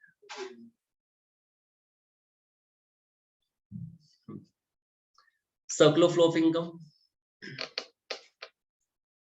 इन टू सेक्टर, इकोनॉमी में टोटल 4 सेक्टर होते हैं। एक हाउस होल्ड सेक्टर जिसका मेन काम है कंजम्पशन करना, एक फर्म सेक्टर जिसका मेन काम है प्रोडक्शन करना, एक है गवर्नमेंट जो कंजम्पशन भी करती है और प्रोडक्शन भी करती है, और एक है अब्रॉड, एक्सपोर्ट माइनस इंपोर्ट, इससे हम कुछ एक्सपोर्ट और कुछ इंपोर्ट करते हैं। टोटल 4 सेक्टर होते हैं इकोनॉमी में। हाउस होल्ड सेक्टर जो जिसका काम कंजम्पशन करना है, कंजम्पशन भी करता है, और एक काम है कि फैक्टर्स ऑफ प्रोडक्शन की सप्लाई भी करता है। फैक्टर्स ऑफ प्रोडक्शन की सप्लाई भी हाउस होल्ड सेक्टर से ही होती है। देखिए ये आपका हाउस होल्ड सेक्टर है और ये आपकी फर्म सेक्टर है। अभी चल रहा है बार्टर सिस्टम। बार्टर सिस्टम में हमें हाउस होल्ड सेक्टर में लिविंग अर्न करनी है, अपनी जिंदगी चलानी है। तो जिंदगी को चलाने के लिए हम क्या करेंगे? हाउस होल्ड को 4 चीजें भगवान ने दी है जिनको वो बेचकर पैसे कमा सकता है। वो एक चीज उसमें से है लेबर। वो किसी कंपनी के पास जाके बोल सकता है कि सर मेरे पास लेबर है आपको देने के लिए, मतलब मैं आपकी कंपनी में काम करूंगा सर, लेबर है मेरे पास। तो कंपनी बोलती है ठीक है आप आ जाइए, हमें रिक्वायरमेंट। तो इनके पास लेबर होता है, लेबर बेच सकते हैं। या इनके पास अपनी लैंड होती है, ये किसी कंपनी को लैंड दे सकते हैं। या ये कुछ सेवर्स होते हैं, कुछ पैसा सेव कर लेते हैं बैंक के अंदर, ये अपनी कैपिटल दे सकते हैं। और या इनमें से कुछ लोग इंटरप्राइज बन सकते हैं, यानी कि एंटरप्रेन्योर्स बन सकते हैं, यानी कि किसी कंपनी में एज ए मैनेजमेंट सर्विसेज मालिक बन सकते हैं किसी कंपनी का। ये 4 चीजें नेचर ने हाउस होल्ड सेक्टर को दी हैं जो फर्म को प्रोवाइड कर सकते हैं। इसके मालिक होता है हाउस होल्ड सेक्टर। इसके बदले में फर्म कहती है ठीक है आप काम करने आए थे, आपने यहाँ काम किया, तो कुछ गुड्स एंड सर्विसेज लेते जाइए और अपने जीवन को लिविंग को अर्न कर दीजिए। वो हमें गुड्स एंड सर्विसेज देते हैं। जब मैं सेंटर पढ़ाने आता हूँ 1 महीने के बाद क्या होता है, मैंने यहाँ फैक्टर सर्विसेज दी, लेबर दिया, तो जो कंपनी होती है, जो फर्म होती है, वो फर्म क्या करती है हमें, वो फर्म मुझे कहती है सद्दाम जी को 10 किलो चावल और 10 किलो दाल दे दीजिए। बार्टर सिस्टम चल रहा है। तो मैं काम करने आया और मुझे 10 किलो दाल, 5 किलो चावल, 2 केजी सब्जी दे दी, मैं घर चला गया। ऐसी लाइफ चलती रहती। फर्म ने हमें ये चीजें दे दी और फर्म को मैंने लेबर दिया था। ये रियल फ्लो है, यानी कि इन्हें बोलते हैं फैक्टर सर्विसेज। ये 4 फैक्टर सर्विसेज होती हैं जो हाउस होल्ड से फर्म की तरफ जाती हैं, और फर्म इसके बदले में गुड्स एंड सर्विसेज देता है। ये फिजिकल फ्लो भी है या रियल फ्लो भी है। ठीक, याद रहेगा पॉइंट। बाद में आ गया पैसा, तो हमने कंपनी से बोला जी हम आपको लेबर देने आ रहे हैं, आप ये सब्जी मत दिया करो। कहते फिर मैं कहा सर पैसे दे दीजिए, आप सब्जी हम मार्केट से खुद ले लेंगे। तो कंपनी ने हमें सब पैसे दे दिए, देखो हम सर्विस देने आए और यहां से पैसे लेके वापस चले गए। ये फैक्टर पेमेंट आ गया, फैक्टर, और ये फैक्टर सर्विसेज दी थी हमने। ठीक, अब जब पेमेंट आ गया तो वो पेमेंट हमने खर्च कर दिया, और खर्च कर दिया इन गुड्स और सर्विसेज को परचेज करने में। तो पैसा अल्टीमेटली फिर फर्म के पास वापस चला गया। इसे बोलते हैं खर्च कर देना, यानी कि consumption expenditure on goods and services. तो पैसा फिर फर्म के पास वापस चला गया। ठीक, ये आपका लास्ट वाला जो फ्लो बना है ये मनी फ्लो है, यानी कि फैक्टर पेमेंट आता है फर्म से हाउस होल्ड की तरफ, और कंजम्पशन एक्सपेंडिचर कर लेते हैं, पैसा फिर फर्म के पास वापस चला जाता है, और ये फ्लो लगातार चलता रहता है, नेवर एंडिंग है, कभी रुका नहीं है आज तक। ठीक, इस पे छोटा सा बना दीजिए बीच में, अगर बैंक, एक फाइनेंशियल इंस्टीट्यूशंस मान लेते हैं, बैंक बना दिया। अब हम सारा तो खर्च नहीं करते, तो हाउस होल्ड क्या करते हैं, थोड़ा सा पार्ट बचा लेते हैं बैंक्स के, और बैंक के पास से ये पैसा चला जाता है फर्म के पास एज ए इन्वेस्टमेंट के लिए, फर्म ले लेते हैं। पैसा तो फर्म के पास पहुंचता ही पहुंचता है, सारा खर्च नहीं करोगे, सेविंग करोगे, सेविंग फर्म ले लेगी। अगर घर पे रख ली तो बैंक पर डालना ही नहीं पैसे। तो फिर कुछ होता ही कंसीडर नहीं किया जाएगा उसमें से, कंजम्पशन ही मान लेंगे फिर इसको। सारा कंज्यूम ही कर लिया आपने। तो यानी कि नेशनल इनकम को रिप्रेजेंट करते हैं वाई से, उसके दो पार्ट हो गए, सी कंजम्पशन प्लस सेविंग। लेकिन सर हमसे assumption लेते हैं कि हमने जितना अगर हम सारा सारा कंज्यूम कर लेते हैं, बिल्कुल ठीक है, ऐसा assumption ले लेते हैं, तब तो कोई दिक्कत नहीं, वरना बैंक बीच में बनता है। सीबीएसई में हम नहीं बनाते, 3 नंबर में आंसर लिखने में हमने बैंक भी नहीं बनाते, हाँ नहीं बनते, लेकिन बैंक एक बनता है बीच में। तो income equal to consumption plus savings आ गया।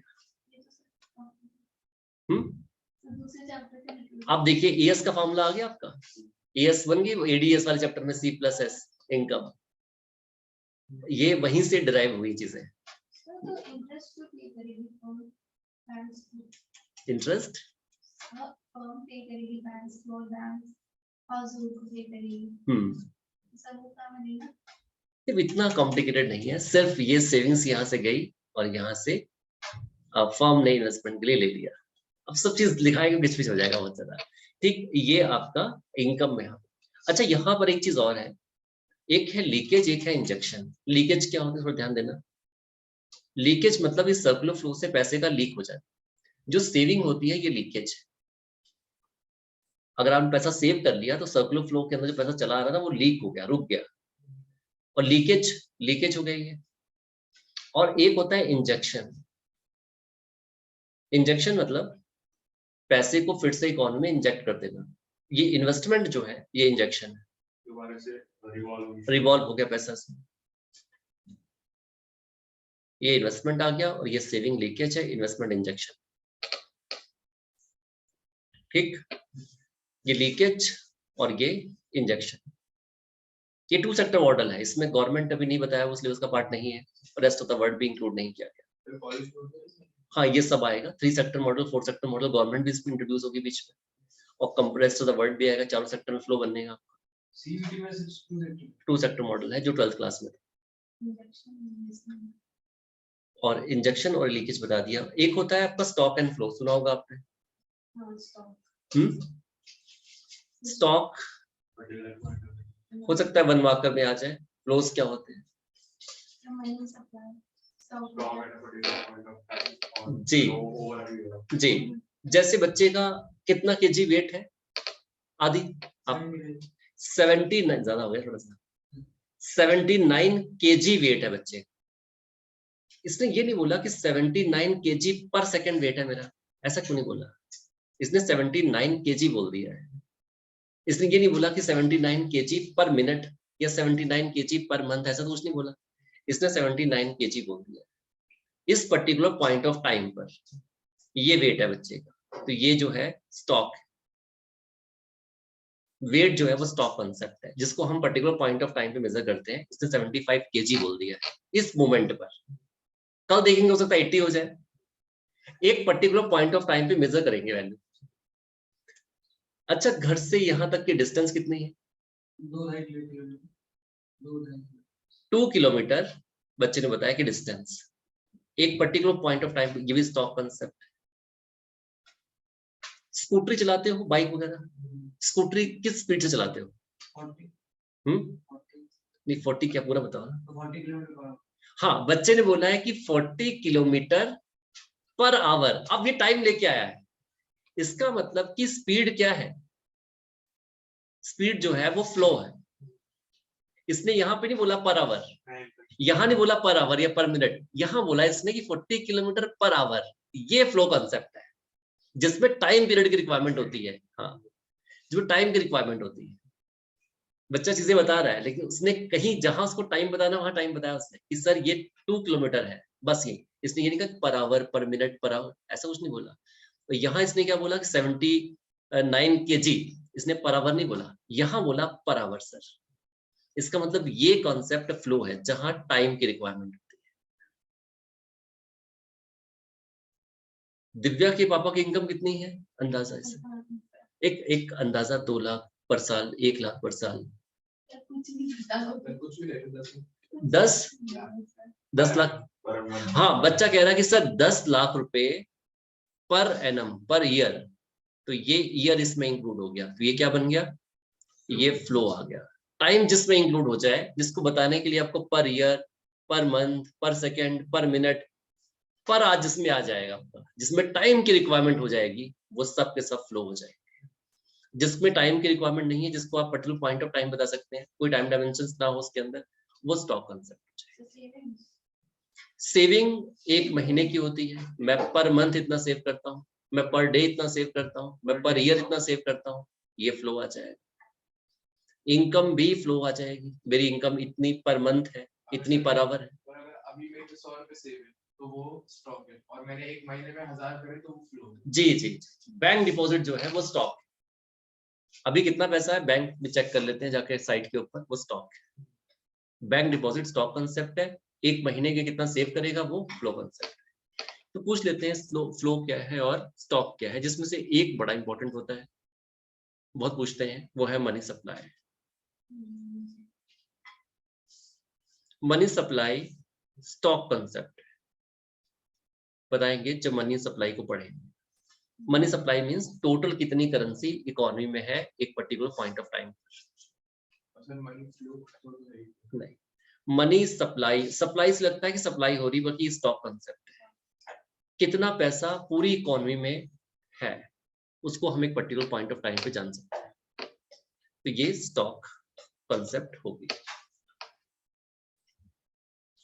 ये स्टॉक कंसेप्ट है। ठीक, तो ध्यान रखना। बाकी कंट्री की जो total number of car in Delhi, total number of cars in Delhi, हाँ कितनी कारें हैं वो हम एक साइट पे जाके पर्टिकुलर पॉइंट ऑफ टाइम पे समझ सकते हैं।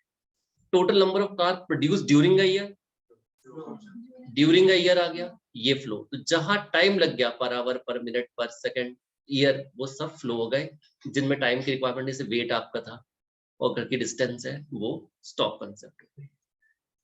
ये आपका है, ये फंडामेंटल है। पानी वानी पी लो 1 मिनट, आप देख लो पानी वानी की रिक्वायरमेंट है तो पी लो, देख लो। हाँ, रिक्वायरमेंट अगर है पानी वानी पीने की तो पानी पी लीजिए 1-2 मिनट। हाँ चाहिए।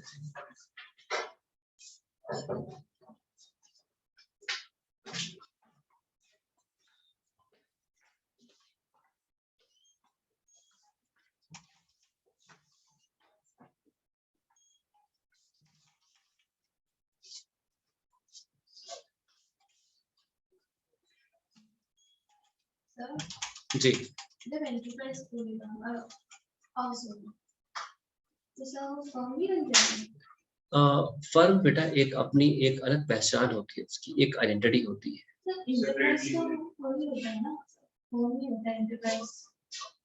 इंटर फर्म के अंदर जो, अगर अरशद सर सेंटर के मालिक है तो एक कंपनी एक अलग है, अरशद सर एक अलग है। Arshad sir as a service दे रहे हैं इस कंपनी, तो वो जो उसमें से इनकम में से एक अपनी सैलरी लेंगे। हाँ, फर्म की अपनी क्या होती है बच्चे? लीगल एंटिटी होती है। तो वो कभी-कभी अकाउंट्स मतलब कैश को यहाँ वो नहीं करते, उसमें एसेट मानते हैं। थोड़ी थोड़ी हर चीजें अलग हो जाती है। एक बार सर बैठेंगे साथ में अकाउंट पे डिस्कस कर लेंगे। हमें तो इकोनॉमिक्स का एक्सेप्ट पता होता है इस पर सिर्फ। तो इंटरप्राइज वो जो हाउस होल्ड सेक्टर कंपनी को एज ए मैनेजमेंट सर्विसेज देता है, जाता है मैनेजरल सर्विसेज देता है। कंपनी की अलग पहचान होती है।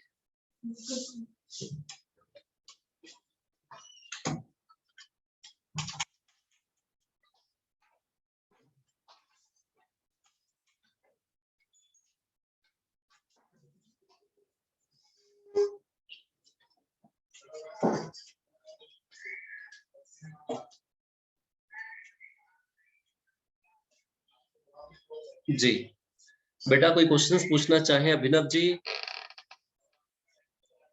तो आप पूछ सकते हैं बेटा जो ऑनलाइन ज्वाइन किया जिन्होंने। नहीं सर, कोई डाउट नहीं।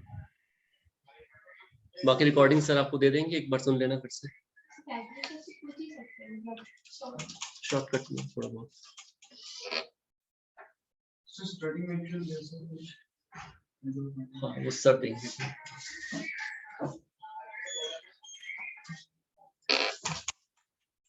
तो ये फैक्टर इनकम की कॉन्सेप्ट थी, ट्रांसफर इनकम, उनको बेसिक अच्छे से समझ लो एक बार ठीक से, कि यहाँ पे कोई डाउट नहीं रहना चाहिए 1% का भी। फाइनल गुड्स क्या है, इंटरमीडिएट क्या हो गई, किस तरीके से है, बस थोड़ी हार्डवर्क ज्यादा करना पड़ेगा, मेहनत ज्यादा करनी पड़ेगी। 17-18 घंटे कम से कम मान के चलो कि पढ़ाई कर। हाँ 17-18 घंटे की कंपटीशन है। वैसे सीबीएसई में तो कोई दिक्कत नहीं होती। सीबीएसई मतलब सीबीएसई रखना नहीं चाहिए था, तो जब पेपर ले ही रहे हो 2-2 बार। नहीं बच्चे जब मेरिट बेस होता था तब बच्चे कहते थे सर कंपटीशन होनी चाहिए, सबको चांस तो। सब कुछ करना हो रहा है ना अभी, फर्स्ट टर्म का भी जो हम बोल रहे हैं, मतलब वरना 98% आते 12th में, 99%, या तो 99% गारंटी है, आईसीएसई में तो मार्क्स नहीं होते हैं। या तो 99% लेकर आए। तो आज तो जाते थोड़े से काम नहीं होता। 99, हाँ 99 तो नहीं आता। हाँ 99% चाहिए ना एडमिशन के लिए। तो एमसीक्यू तो इसलिए तो एपी जीके कुछ भी नहीं है। मैं 9-10 में पढ़ा था अभी है। फिर वो साला याद तो नहीं है ना 9-10 में पढ़ा था।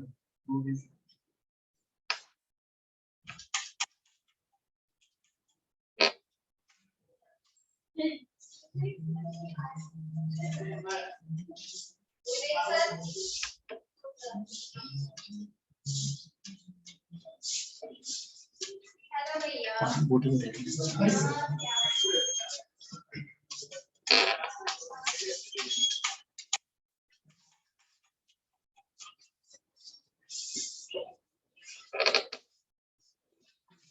जी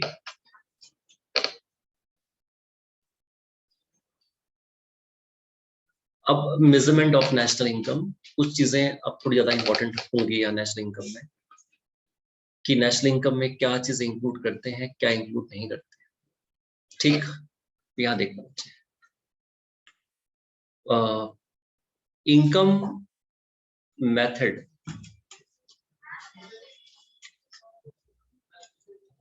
नेशनल इनकम मतलब फैक्टर इनकम देखा हमने, रेंट, इंटरेस्ट, प्रॉफिट और सैलरी।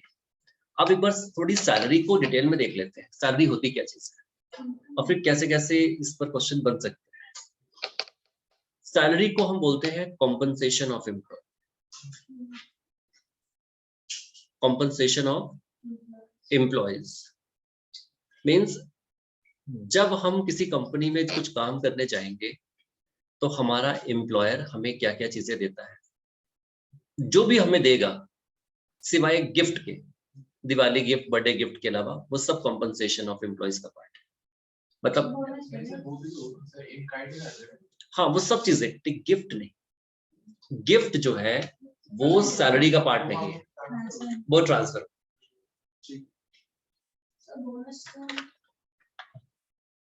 बोनस सब इंक्लूड होगा। तो कॉम्पनसेशन का मतलब ये है कि amount paid to the employee by employer after rendering their productive services. जो भी अमाउंट आपके एम्प्लॉयर ने एक एम्प्लॉय को पे किया है after rendering their productive services, इसके अंदर क्या क्या इंक्लूड होता है? हाँ सैलरीज इन कैश, कैश में क्या क्या चीजें आ गई,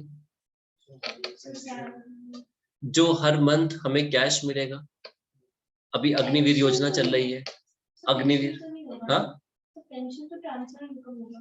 हाँ पेंशन नेशनल इनकम के अंदर इंक्लूड नहीं होता, पेंशन ऑन रिटायरमेंट इंक्लूड नहीं किया जाएगा। ठीक, सैलरी इन कैश, जो भी मान लीजिए हमारा कॉम्पनसेशन डिसाइड हो गया, 100 रुपए हमें पैकेज मिलेगा, तो 100 रुपए में से कैसे कैसे सैलरी हमें मिलेगी, 40 रुपए हमें कैश के फॉर्म में मिल जाएंगे। कैश के अंदर क्या क्या होगा, आपको जो बेसिक पे आपकी आएगी, यानी कि जो सैलरी आएगी बेसिक पे बोलते हैं, 40 रुपए वो आएगा।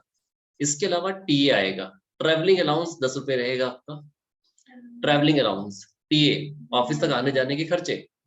डीए डियरनेस अलाउंस, यानी कि हर साल महंगाई बढ़ जाती है, तो जब महंगाई बढ़ेगी तो सैलरी भी एक्स्ट्रा देनी पड़ेगी उन्हें हम, ताकि हमारी परचेसिंग पावर कांस्टेंट रह पाए। तो 5 रुपए डीए में जाएगा।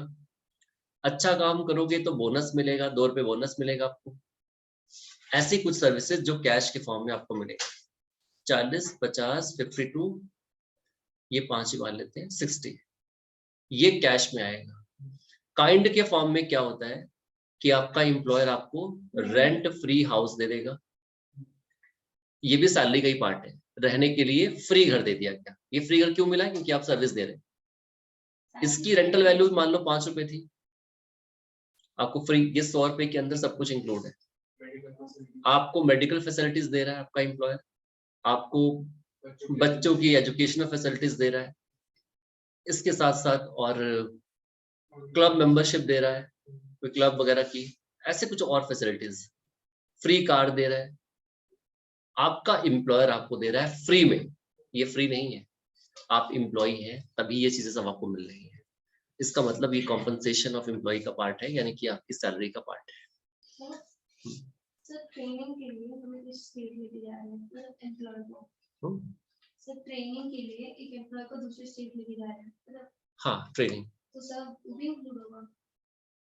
ट्रेनिंग तो इंटरनेट एक्सपेंसेस हो गए फर्म के, वो एम्प्लॉय थोड़ा मिलेगा। ट्रेनिंग पे जो खर्चा होगा वो कंपनी अपने आप देख लेगी, वो उसको ट्रांसफर नहीं होगा, उसके अकाउंट में नहीं जाएगा पैसा उसका।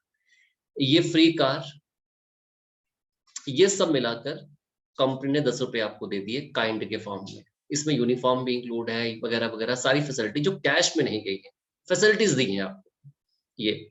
इसके अलावा कुछ पार्ट आपका एम्प्लॉयर काट लेगा, जो पीएफ में मिलेगा आपको बाद में रिटायरमेंट के टाइम पर। अभी देखो अग्निवीर योजना चल रही है, जिसमें गवर्नमेंट ने क्या बोला है कि 30,000 रुपए आपकी सैलरी रहेगी, इस 30 में से 21 तो कैश आएगा हाथ में, 9,000 रुपए हम पीएफ डालेंगे, प्रोविडेंट फंड देंगे, वो कट जाएगा। तो ये वाला इसे बोलते हैं सोशल सिक्योरिटी बेनिफिट, यानी कि 4 साल के बाद जब रिटायरमेंट हो गया अग्निवीर से, तो आपके पास लगभग 12 लाख रुपए के आसपास होंगे, ताकि कोई ना कोई बिजनेस स्टार्ट कर सकते हैं। इसे बोलते हैं employer contribution, employer contribution to social security schemes. एक बात ध्यान से देखना यहाँ पर, आपके साथ सही कर रहे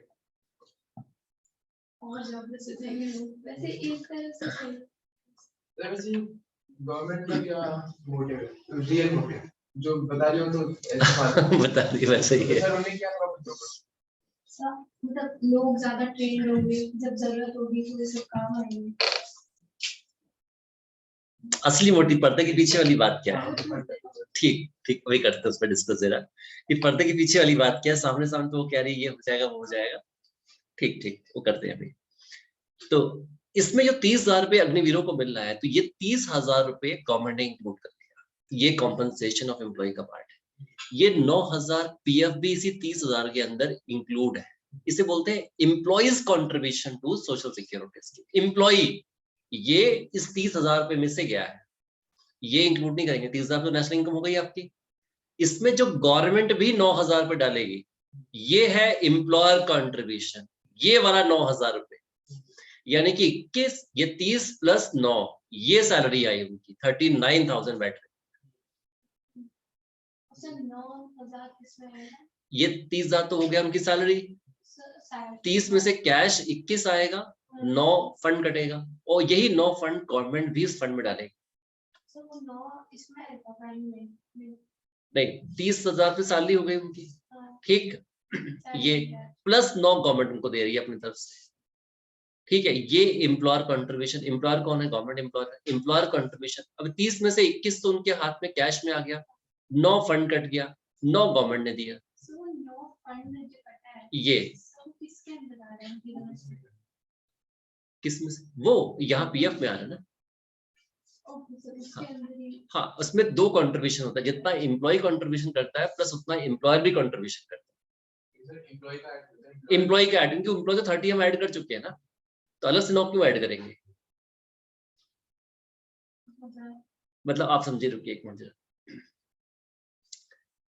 इसमें सैलरी कितनी है उसकी? 30,000 रुपए सैलरी है, ठीक।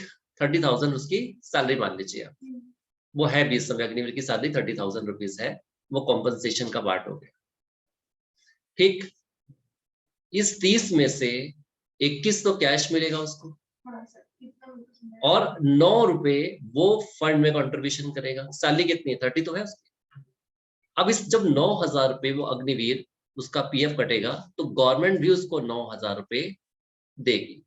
सर इसमें आपकी गवर्नमेंट का इंक्लूड हुआ है ये गवर्नमेंट का इंक्लूड, ये एम्प्लॉयर कंट्रीब्यूशन वो भी इंक्लूड होगा। 30 + 9 कर लिया ना मैंने, 30 + 9 ये वाला सैलरी 39,000 होगी ना उसकी। हाँ, एक्स्ट्रा 9,000 गवर्नमेंट दे रही है। जितना भी फंड कंट्रीब्यूट होता है एम्प्लॉय का, उसमें गवर्नमेंट भी उतना ही कंट्रीब्यूशन खुद भी करती है। हाँ, हर महीने 9,000 रुपए गवर्नमेंट फंड में कंट्रीब्यूट करेगी। तो ये 30 इंक्लूड कर लिया, तो ये 9 इंक्लूड क्यों करेंगे एक्स्ट्रा अलग से? हम 30 लेके चल रहे हैं, 30 + 9 39 लेके चल रहे हैं।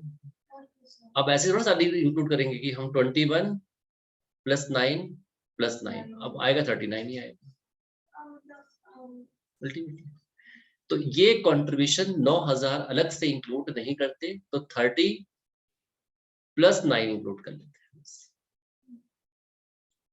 ठीक है। 30 + 9 तो एम्प्लॉय कंट्रीब्यूशन इंक्लूड नहीं करते, एम्प्लॉयर कंट्रीब्यूशन इंक्लूड करेंगे। एम्प्लॉय कंट्रीब्यूशन सैलरी के अंदर इंक्लूड रहता है, वो सैलरी के अंदर इंक्लूड रहेगा। तो कभी क्वेश्चन पूछ लिया जाए free uniform given by employer to employee, तो free uniform payment in kind का फॉर्म हो गया। फ्री लंच, किसी कंपनी में काम करते हो तो फ्री खाने की फैसिलिटी मिल जाए आपको, वो भी कंपनसेशन ऑफ एम्प्लॉय का पार्ट हो गया। फ्री यूनिफॉर्म मिल जाए, फ्री घर मिल जाए, फ्री एजुकेशन फैसिलिटीज मिल जाए, फ्री मेडिकल फैसिलिटीज मिल जाए, ये सब चीजें कॉम्पनसेशन ऑफ एम्प्लॉय का ही पार्ट होंगी। ये इनकम है, ये सैलरी का ही पार्ट है।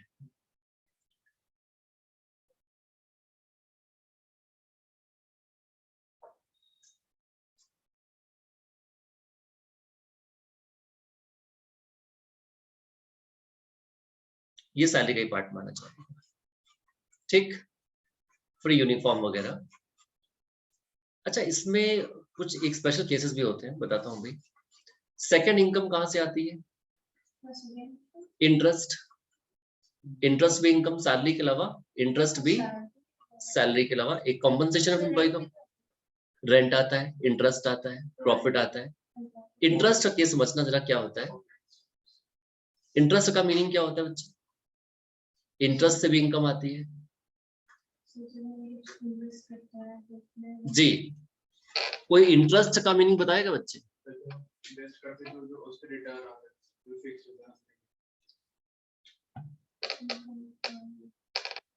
जी, ऑनलाइन बच्चे, Abhinav ji.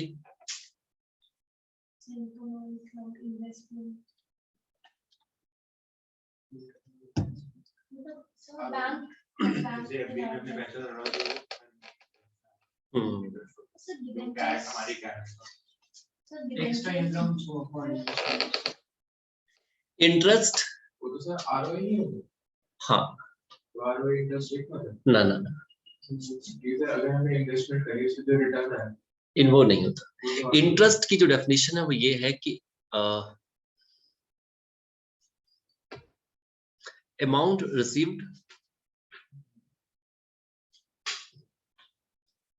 After lending fund to the production unit.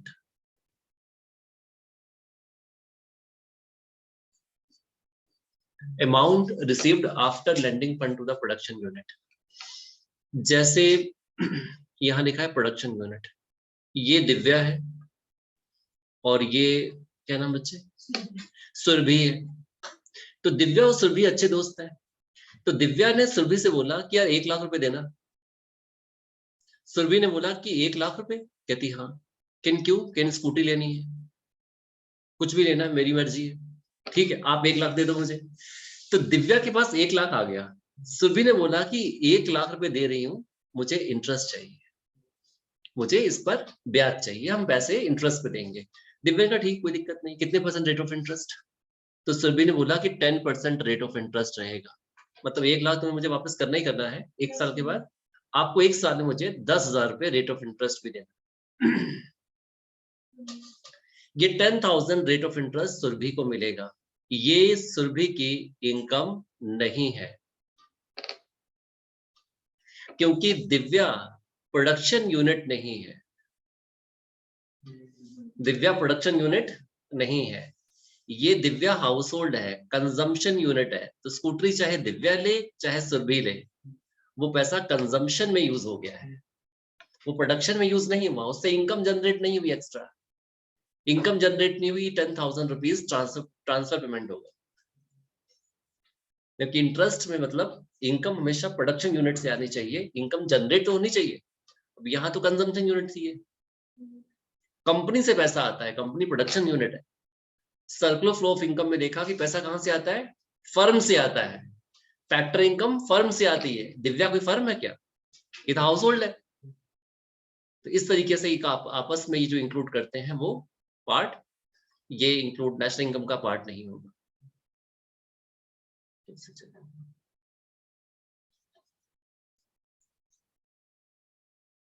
ये नेशनल इनकम का पार्ट नहीं है, ध्यान देना, ठीक, ये इंक्लूड नहीं करेंगे, ठीक।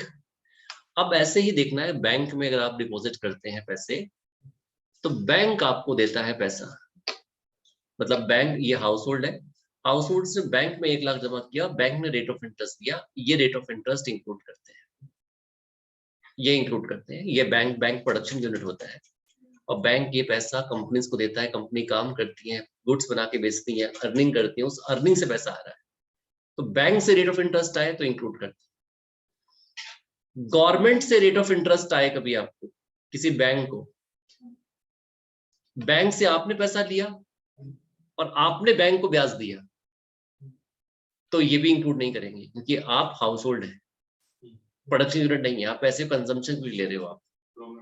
हाँ, ध्यान रखना, एक ही कॉन्सेप्ट है कि इंटरेस्ट वही ऐड होगा जो किसी न किसी प्रोडक्शन यूनिट या फर्म से जाता है। गवर्नमेंट से मिलने वाला रेट ऑफ इंटरेस्ट, गवर्नमेंट ने किसी बैंक से लोन लिया और बैंक को ब्याज दिया, ये भी इंक्लूड नहीं करते। गवर्नमेंट भी कंजम्पशन यूनिट है, ये इंक्लूड नहीं करेंगे। गवर्नमेंट फर्म आती है फिर इंक्लूड कर सकते हो। तो इंटरेस्ट, ये नहीं कोई भी इंटरेस्ट आप ऐड कर देंगे, इंटरेस्ट हमेशा फर्म से आना चाहिए, किसी प्रोडक्शन यूनिट से आना चाहिए, वही इंक्लूड करेंगे। अब क्वेश्चन जैसा भी है समझ लेना उस हिसाब से। हाँ, डिवेंचर तो कंपनी पैसा ले रही है आपसे, बिल्कुल ठीक। ये इंटरेस्ट है। रेंट, रेंट का क्या मीनिंग है?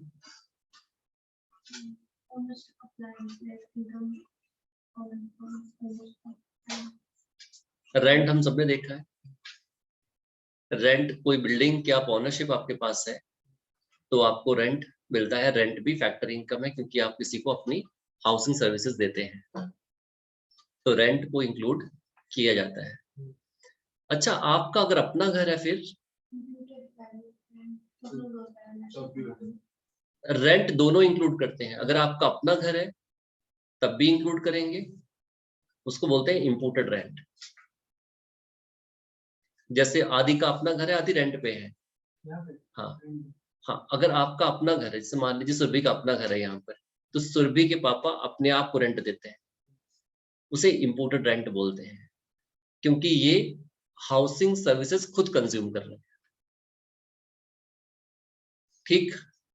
और अगर इनको एक्चुअल रेंट चाहिए तो घर खाली कीजिए, कोई टेनेंट रहने के लिए आएगा, वो आपको एक्चुअल रेंट देगा।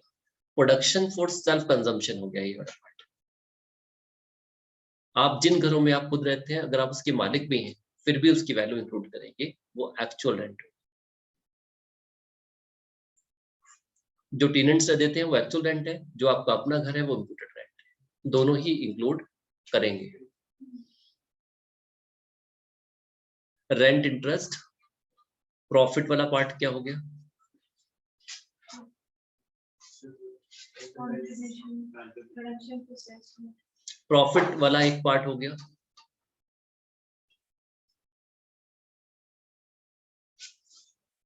प्रॉफिट किसको मिलता है? जो कंपनी स्टार्ट करते हैं, जो रिस्क लेते हैं। तो profit is that part of national income which is arises due to the profit is that part of income. This is a reward of the entrepreneurs for their contribution in the production of goods and services. जो goods को service को बनाने में contribute करता है, जो setup start करता है, जो रिस्क लेता है, ठीक। इंटरप्राइज जो होता है, प्रॉफिट के दो हिस्से होते हैं। जब किसी कंपनी को प्रॉफिट होता है तो उसका एक हिस्सा कॉर्पोरेशन टैक्स के फॉर्म में गवर्नमेंट के पास चला जाता है। याद रखना, कॉर्पोरेशन टैक्स नेशनल इनकम में ऐड नहीं होता।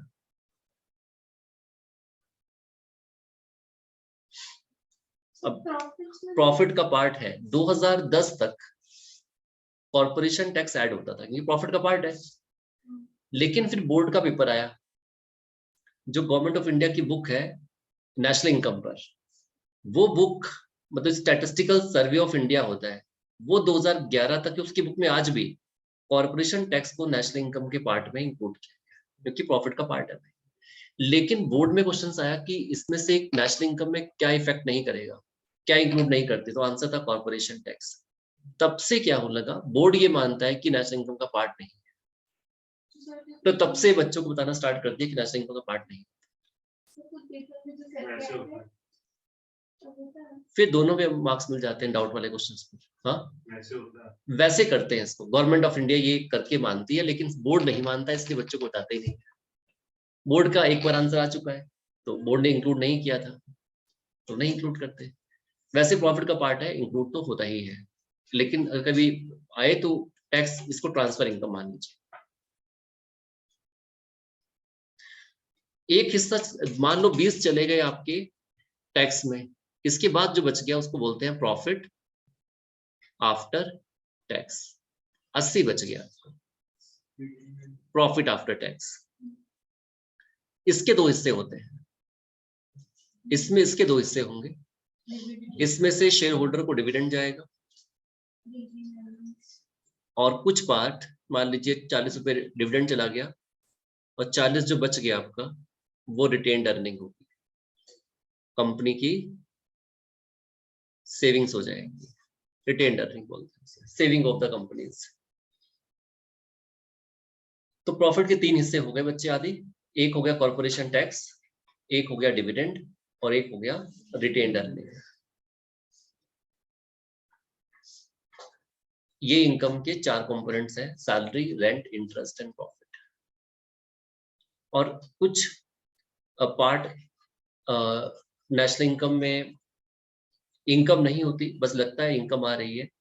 ट्रांसफर इनकम को इनकम का पार्ट नहीं मानते। कौन कौन सी चीजें ट्रांसफर इनकम में आती है? टैक्सेस वगैरह जितने भी है वो इनकम का पार्ट नहीं है। और गिफ्ट्स हो गई, ग्रांट्स हो गई, डोनेशंस हो गई, मतलब सब्सिडीज वगैरह हो गई, ये सब ट्रांसफर इनकम माना जाता है, तो इनको इंक्लूड नहीं करते। जी, ट्रांसफर इनकम को इंक्लूड नहीं करते, ये फैक्टर इनकम का पार्ट नहीं है। डोनेशन वगैरह। सेकेंड हैंड गुड्स को बेचने से जो पैसे आते हैं वो भी इंक्लूड नहीं करते। मान लीजिए 2010 में मैंने एसी लिया था 50,000 रुपए, और वो एसी मैंने आज 2015 में किसी को बेच दिया, ठीक, और उसको बेचने से मुझे 25,000 रुपए मिल गए। तो नेशनल इनकम ये 25,000 रुपए इनकम का पार्ट नहीं है, उसकी पूरी वैल्यू 50,000 रुपए इस साल इंक्लूड कर ली गई। अगर आप ये भी इंक्लूड करेंगे तो 50 + 25 एसी 75,000 का हो जाएगा, जो गलत है। डबल काउंटिंग, एसी की वैल्यू 2 बार काउंट हो गई, उस साल भी इस साल। तो 50,000 का जब नया लिया गया था, तब जो वैल्यू, एक गुड्स की वैल्यू एक ही बार ऐड करते हैं जब वो कंज्यूमर पहली बार उसे लेता है, उसके बाद जितनी मर्जी बेच जाए फिर इंक्लूड नहीं करते। क्योंकि 50,000 एसी था, 30,000 की 25,000 की वैल्यू आपने यूज कर ली 3-4 साल चलाकर, 25,000 की वैल्यू मैं यूज कर रहा हूँ 3-4 साल चलाकर। ठीक है, तो सेकेंड हैंड गुड्स की वैल्यू को इंक्लूड नहीं किया जाता। तीसरा, हम शेयर्स खरीदते रहते हैं, डिबेंचर्स खरीदते रहते हैं, तो शेयर और डिबेंचर से मिलने वाली इनकम को भी इंक्लूड नहीं करते। मैंने रिलायंस की शेयर आपको बेच दी है, क्या कुछ गुड्स का प्रोडक्शन हुआ इस प्रोसेस में? पेपर पहले मेरे पास था, कागज आपके पास चला गया, तो इस ट्रांजैक्शंस में कोई गुड्स नहीं बनी, कोई सर्विस नहीं दी गई। वो तो ऑनलाइन मैंने सेल और परचेज कर रहे हैं फोन पे बैठे बैठे हम लोग, गुड्स और सर्विसेज का प्रोडक्शन नहीं हो रहा, तो शेयर्स को बेचने से, खरीदने से जो इनकम आती है वो इंक्लूड नहीं करते। बिल्कुल बिल्कुल, वो कागज का ट्रांसफर हो रहा है, पहले कागज का मालिक मैं था, वो आप बन गए। हाँ, ब्रोकरेज, आप जब खरीदते बेचते हैं ना, बीच में कोई ब्रोकरेज के थ्रू खरीदते बेचते हैं, कोई पर्सन बीच में होता है, वो जब खरीदते बेचते हैं तो उसके थ्रू से कमीशन देते हैं, वो कमीशन ऐड, वो चाहे सेकंड हैंड गुड्स हो चाहे शेयर परचेज करें। हाँ, डिवेंचर्स पे मिलने वाला इंटरेस्ट ऐड करते हैं, क्योंकि डिवेंचर मतलब कंपनी को पैसे आपने दिए और कंपनी ने आपको एक कागज दिया कि उसको चाहे लॉस हो या प्रॉफिट हो, आपको ब्याज इंटरेस्ट देगी।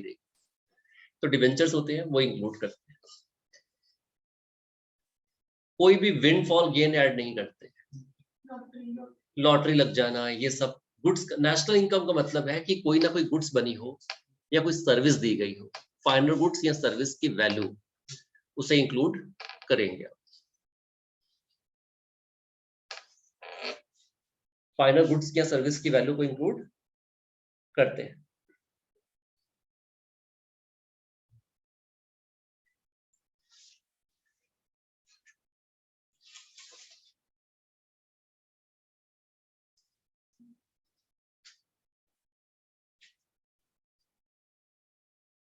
गुड्स की वैल्यू, सर्विस, ये इनकम मेथड की प्रिकॉशंस थी थोड़ी सी। और बस एक बात ध्यान रखना कि फाइनल गुड्स की, सर्विसेज की वैल्यू ही नेशनल इनकम में कंसीडर होती है। शेयर बेचने से पैसे आएंगे, वो इनकम का पार्ट नहीं। हमने कोई गुड्स नहीं बनाई, कोई सर्विस नहीं बनाई दी, उसको इंक्लूड नहीं करेंगे। एक शॉर्टकट फॉर्मूला भी है स्विफ्ट के नाम से। एस मतलब सेकेंड हैंड गुड्स की वैल्यू इंक्लूड नहीं करेंगे, W means windfall gain include नहीं करेंगे, I मींस बताता हूं अभी, F means financial transaction, share वगैरह बेचने से इनकम इंक्लूड नहीं करेंगे, T ट्रांसफर इनकम इंक्लूड नहीं करेंगे।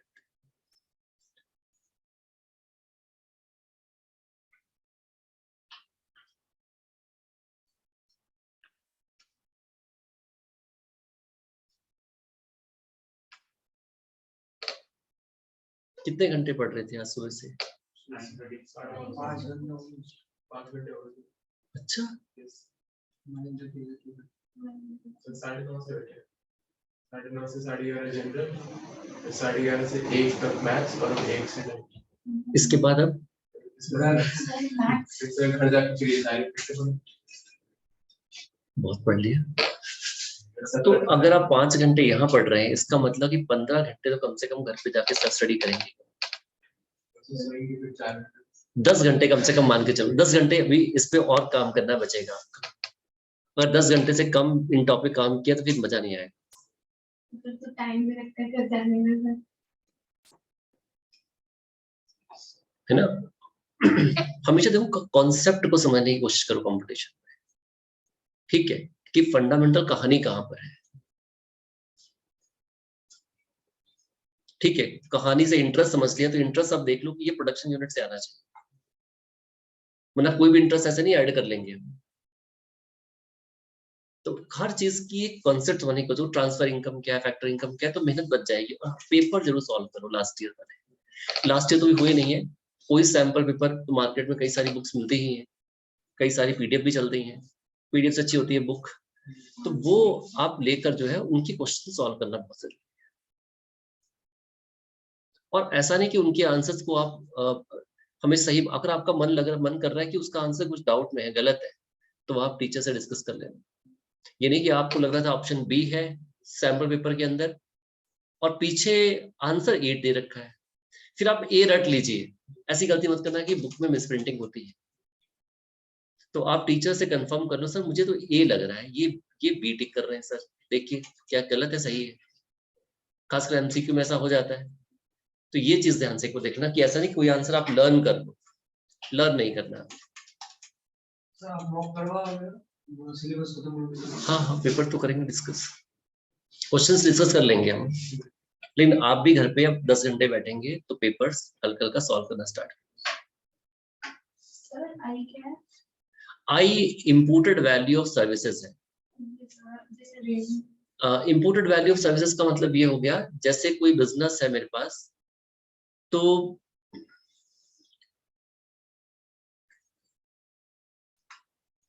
Production for self consumption of services, ये मुझे थक गए हैं थोड़ा सा, तो मैं इस टॉपिक को यहीं से स्टार्ट कर दूंगा कल थोड़ा, ठीक है। सेल्फ कंजम्पशन स्टार्ट करते हैं और जो हाउस होल्ड्स की हमने नहीं करते। हाँ, इंक्लूड नहीं करते, जैसे हाउस वाइफ वाली को तो इतना देख के आइएगा। कल थोड़ा सा नेशनल इनकम बच गया है वो, और यूनिट नंबर 3 आगे एडीएस वाली थोड़ी सी हम, हाँ, और एडीएस भी स्टार्ट हो जाएगा।